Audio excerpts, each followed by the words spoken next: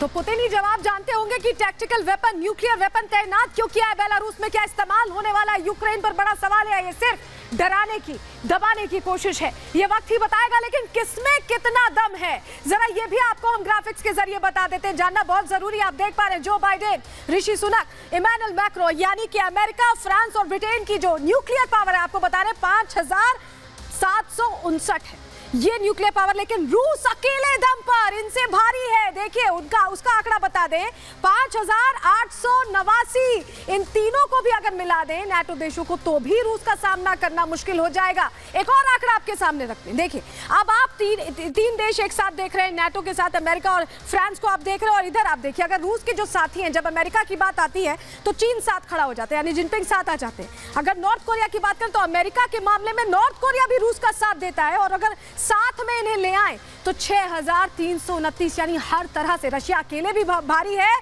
और इनके साथ तो और भारी है। किसमें कितना दम है ये हमने आपको बता दिया। अब आपको बताते हैं कि अगर इस्तेमाल हो जाता है न्यूक्लियर वेपन का तो कितनी तबाही है। एटमी ट्रिगर अगर दबता है तो किस तरह का महाविनाश मचेगा। देखिए 3 से 10 लाख डिग्री, मैं फिर कह रही हूं 3 से 10 लाख डिग्री सेल्सियस तक तापमान बढ़ जाएगा, इतनी हीट जनरेट होगी। सोचिए झुलस जाते हैं लोग जरा सी हीट में, जरा सी गर्मी में। ये 3 लाख डिग्री सेल्सियस का तापमान है, कई किलोमीटर का दायरा इससे प्रभावित होता है।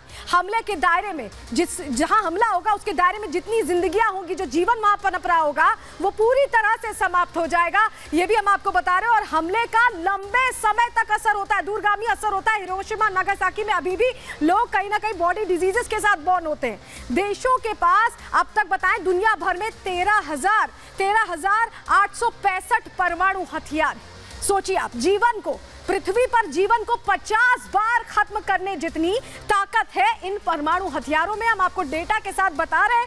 इसके अलावा धरती का पूरा इकोसिस्टम इस तरह के वेपन के इस्तेमाल के बाद बिगड़ जाता है, डिसबैलेंस हो जाता है। नतीजा क्या होता है, 10% जगहें ऐसी हैं जहां पर अगर ये इस्तेमाल हो जाता है इस तरह का टैक्टिकल वेपन, न्यूक्लियर वेपन, तो सूरज की रोशनी भी नहीं पहुंच पाती है।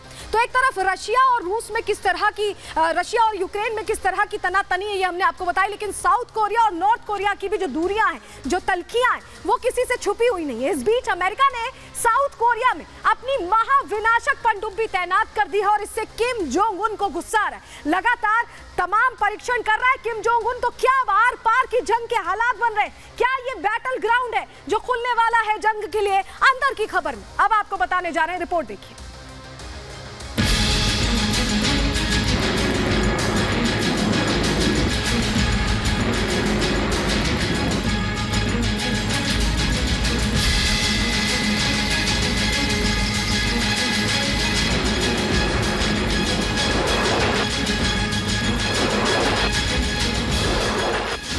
समंदर में किम का दुश्मन,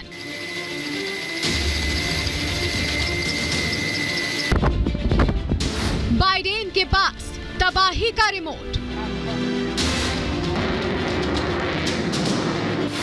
कोरिया में बजेंगे जंग के नगाड़े।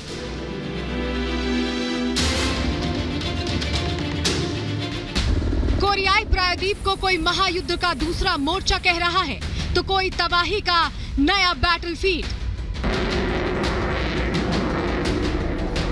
किसी को यहां महातबाही का ट्रेलर दिख रहा है तो किसी को जंग के नगाड़े सुनाई दे रहे हैं। इसके पीछे वजह है ये तस्वीरों में दिख रही सबमरीन। ना ये सबमरीन साधारण है, ना ही समुद्र का किनारा। ये दोनों ही बड़ी जंग के संकेत दे रहे हैं।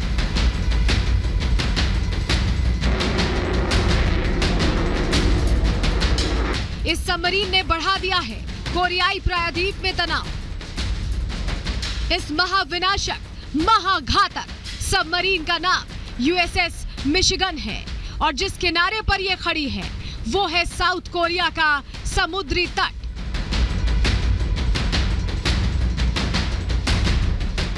मतलब साफ है, किम जोंग को जिस बात का डर था अमेरिका ने वो ही कर दिया।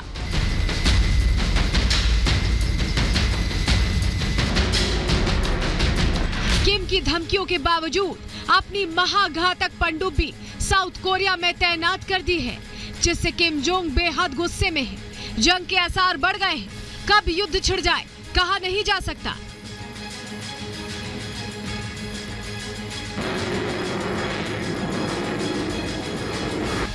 किम जोंग इस पनडुब्बी को लेकर तमतमाया हुआ क्यों है, ये जानने से पहले इस सबमरीन की ताकत जानना जरूरी है। ये सबमरीन परमाणु हथियार ले जाने में सक्षम है। 150 टॉम हॉक मिसाइल ले जा सकती है। इसे साउथ कोरिया के नेवल बेस पर तैनात किया गया है।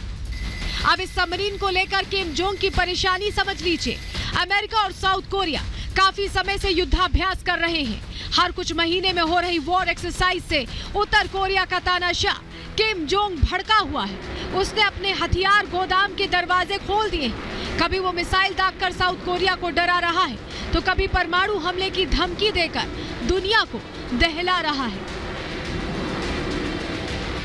माना जा रहा है कि अब एक बार फिर किम मिसाइल दागकर बाइडेन को अपनी ताकत दिखा सकता है या फिर आर पार की जंग का ऐलान कर सकता है। कुल मिलाकर हालात बिगड़ते जा रहे हैं। न अमेरिका पीछे हटने को तैयार है, न ही किम जोंग। दुनिया की धड़कनें बढ़ती जा रही हैं। कोरियाई प्रायद्वीप में कब जंग छिड़ जाए कहा नहीं जा सकता। सन की तानाशाह कब अपने महाविनाशक हथियारों का इस्तेमाल कर ले कोई नहीं जानता। Bureau report, Republic Bharat.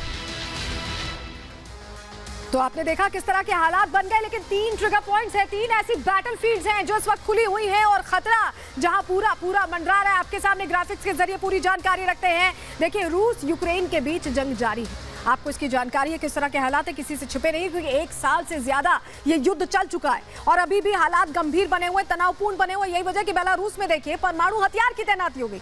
ये तो पहली बैटलफील्ड की बात हो गई। अब दूसरी बैटलफील्ड बता रहे हैं आपको, साउथ कोरिया और उत्तर कोरिया के बीच कैसा तनाव। हमने आपको बताया कैसे यहाँ पर किम जोंग परमाणु हमले की धमकी दे चुका है और साउथ कोरिया के पास अमेरिका ने अपना महाविनाशक पनडुब्बी की तैनाती कर दी। अमेरिका ने घातक पनडुब्बी की तैनाती की है। ऐसे में यहां भी जंग छिड़ सकती है। तीसरा बैटल ग्राउंड का है, देखिए ताइवान चीन के बीच तनाव तेजी से बढ़ रहा है। ताइवान को चीन अपना हिस्सा बताता है, मानता है और उसको लेकर खुलेआम कह भी चुका है, लेकिन चीन के खिलाफ ताइवान के साथ अमेरिका यहां खड़ा नजर आ रहा है। यहां भी लग रहा है कि अमेरिका की वही भूमिका रहने वाली जो यूक्रेन में रही है। तो इस तरह के हालात है, 3 बैटल ग्राउंड है जहां खतरा पल पल बढ़ता जा रहा है।